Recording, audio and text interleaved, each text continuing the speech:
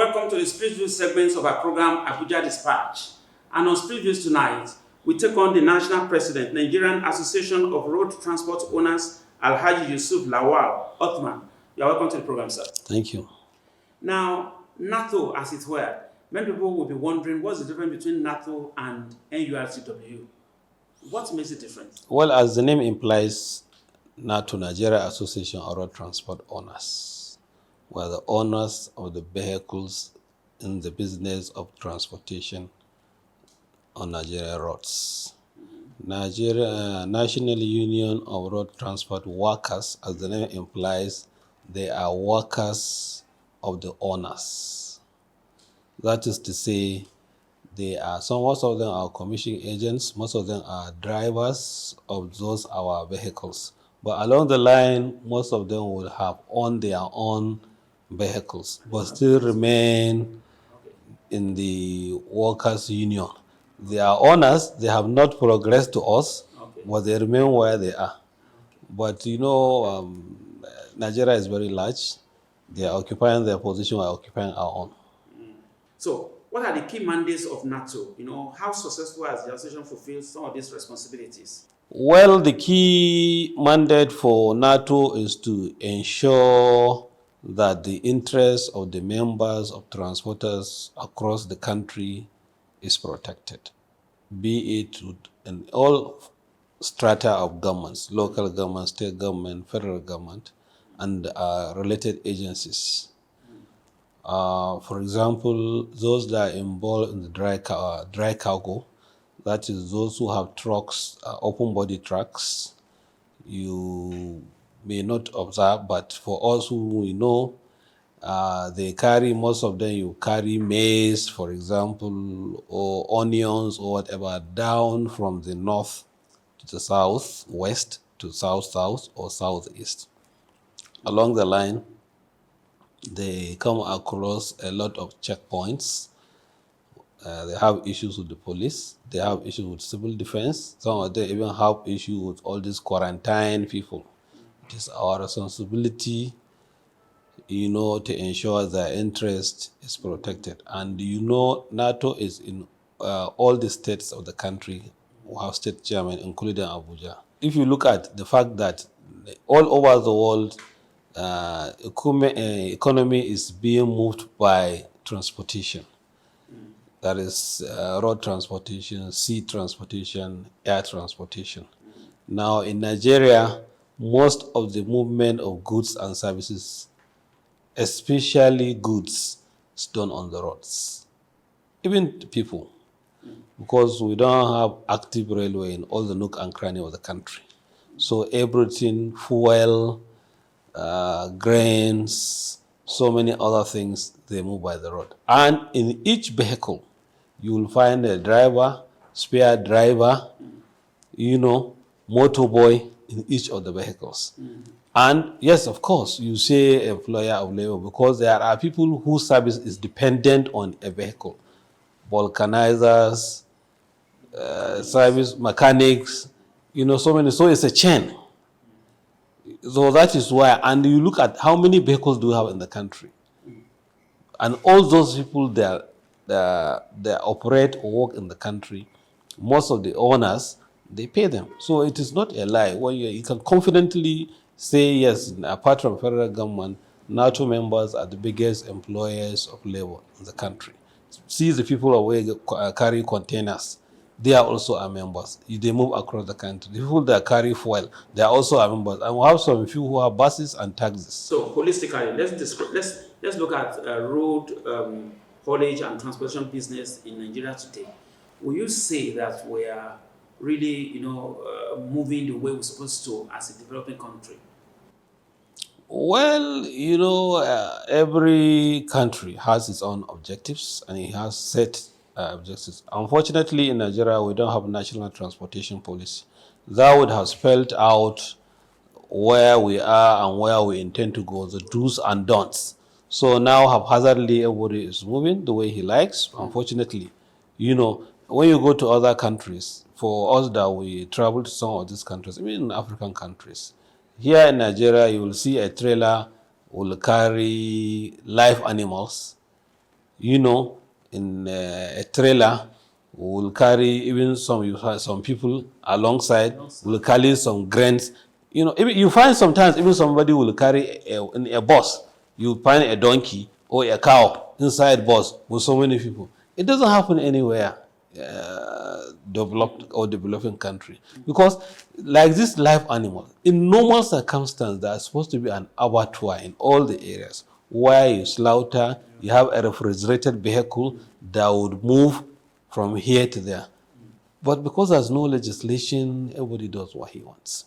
Even when you look at some people will carry tomato from the north, tomato, perishable items, onions and whatever. They are supposed to be refrigerated.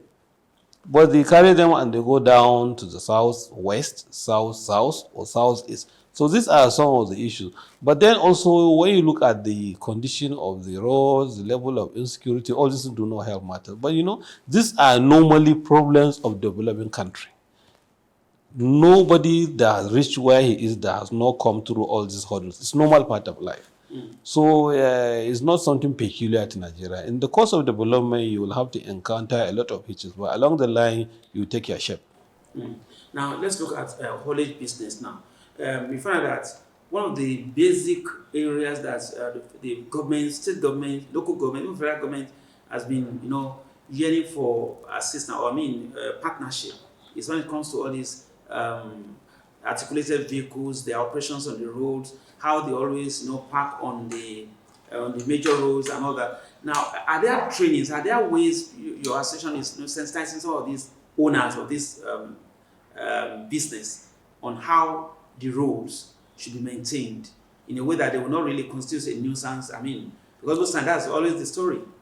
Yeah, so many times we get sensitization from the Federal Road Safety Corps.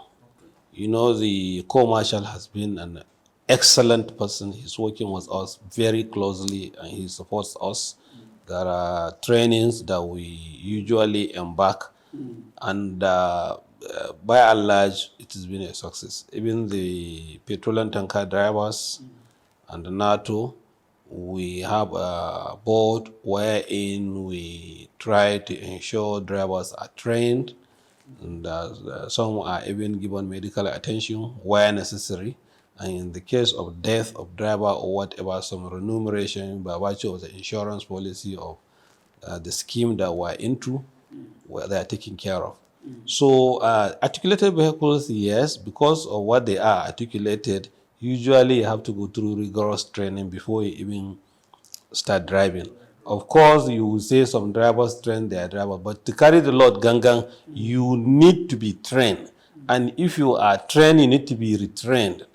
You know, most of the companies that we work with, usually that's what we call journey management plan. Before, even if a truck is loaded, before it's embarked on the journey, you have to find out the situation of the road. That is the journey management plan. How the road is yesterday, whether there was an accident yesterday or there are some new potholes or whatever. So these are the things that you take into cognizance before you commence into journey. But to understand and answer your question perfectly well, drivers are trained and they retrained. Like for example, the company that I personally work, OBH, all my drivers, they get trained twice a year at the OBH training school. You know, and I think it's around Badagry also, the school is. And they are doing excellently well. And for the vehicles, they get inspected every year at the total inspection point around Ibadan. So we try as much as possible to ensure we adhere to all this. Then from time to time, the Federal Safety Corps, for what they are, they chip in, they advise, they caution, do this, don't do this, all in an effort to avoid avoidable incidences. Yes. Now let's look at the challenges, bedeviling this sector.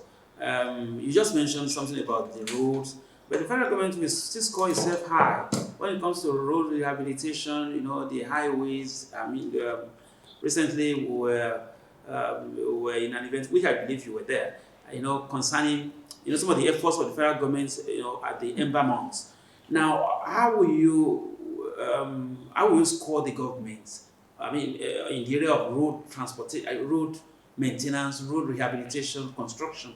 I mean, this present government. Well, as far as we are concerned in the history of this country, there is no government that has put much attention on infrastructure like this government. And they are doing their very best. Unfortunately, the governments come in during COVID, during the low crude oil, but even now when the crude oil is high because we don't have functional refineries, we are suffering. But I must confess to you, there has been a lot of effort and energy displayed in the infrastructure, especially in the roads construction, road rehabilitation. And I will inform you that we are on the board of Federal Road Maintenance Agency. So we are part of the system and we see it live, whatever they are doing. And I must commend also the effort of the Honorable Minister of Works, His Excellency Raji Fashola. We have no doubt about his effort and his performance because he has done excellently well while he was in Lagos. So whatever he's doing here is not out of place. But then he will not succeed in what he's doing if there's no budgetary allocation and if there's no money provided. So recently, with all these monies that are provided, all the policies, this cook, this Federal Revenue Service, or whatever tax with NNPC, they have helped him to ensure that the road infrastructure is maintained and new ones are emerging. I believe if the trend continues in the next few years, the issue of bad roads will be a thing on the past. The only thing we need to do is to ensure that all the mitigating factors that spoil the roads are catered for. Indiscriminate parking on the road, all these avoidable accidents that will in turn, find the vehicle get burned on the road, which eventually will spoil the road, and the heavy weight on the road. They all, affect the lifespan of the road. But by and large, I must confess to you, this is the best time we're getting in terms of road construction in Nigeria. The National President, Nigerian Association of Road Transport Owners, Alhaji Yusuf Lawal Othman, has been our guest tonight on Split Views. Thank you for your time, sir. It's my pleasure.